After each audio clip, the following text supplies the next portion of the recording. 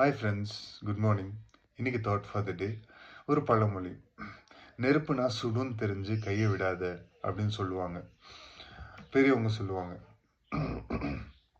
அறிவுரை சொல்லுவாங்க. அறிவுரையை சொல்லும் போது நம்ம கேட்க மாட்டோம்.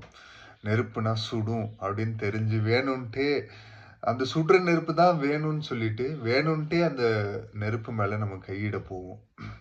அப்படி எது போகும்போது பட்டு எரிஞ்சு பாதி எரிய விட்டு, அப்புறம் சில பேர் பார்த்தா முழுசா எரிய விட்டு திருப்பியும் யாராவது தண்ணி ஊற்றி அணைக்கணும். அதாவது வார்த்தை கொடுத்து தண்ணி ஊற்றி அணைச்சிட்டு அதுக்கப்புறம் திருப்பியும் ஃபர்ஸ்ட்லேருந்து ஸ்டார்ட் பண்ணணும். ஸோ அது உண்மைங்க. நெருப்புனா சுடுன்னு தெரிஞ்சும்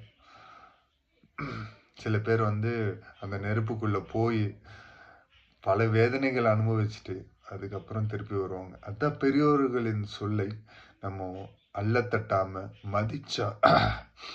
மதிச்சு நெருப்புனா சுடுனா தயவு செய்து அந்த அனுபவத்துக்குள்ளாக போறதுக்கு முன்னாடியே அது நெருப்புன்னு தெரிஞ்சு அந்த நெருப்பு மேல கை வைக்காம இருக்கிறது நமக்கு ஒரு சேஃப், அது ஒரு வார்னிங்கா இருக்கும். ஸோ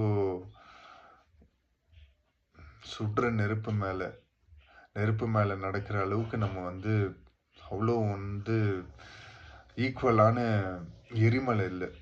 நம்ம வெறும் பனிமலை. சில டைம் ஒரு ஸ்பார்க் வேணும். அது மோட்டிவேஷ்னலான ஸ்பார்க்காக மட்டும்தான் இருக்கணுமே தவிர அன்புக்கு பனியை போல உருகிறவர்களாக இருக்கணும். ஸோ இன்னைக்கு தாட் ஃபார் த டே அதுதான். நெருப்புன்னு தெரிஞ்சும் கையை விட்டு சுட்டு கொள்ளாம, நெருப்புன்னு தெரிஞ்சும் நெருப்புக்குள்ள போகாம, முன்னோராய் சான்றோர்கள் நமக்கு வைத்த எல்லாவற்றையும் பார்த்து, லைஃப் எக்ஸ்பீரியன்ஸ்லையும் நம்ம பார்த்து, லைஃப் எக்ஸ்பீரியன்ஸில் அனுபவமானவங்களும் சொல்றதை கேட்டு, வார்த்தைக்கு உயிர் இருக்கு. அதனால வார்த்தையை கடைபிடிக்க நம்ம முன்னோக்கி போவோம். நம்மளை ஆண்டவர் வழி நடத்துவாங்க. Thank you. Have a nice day. God bless you.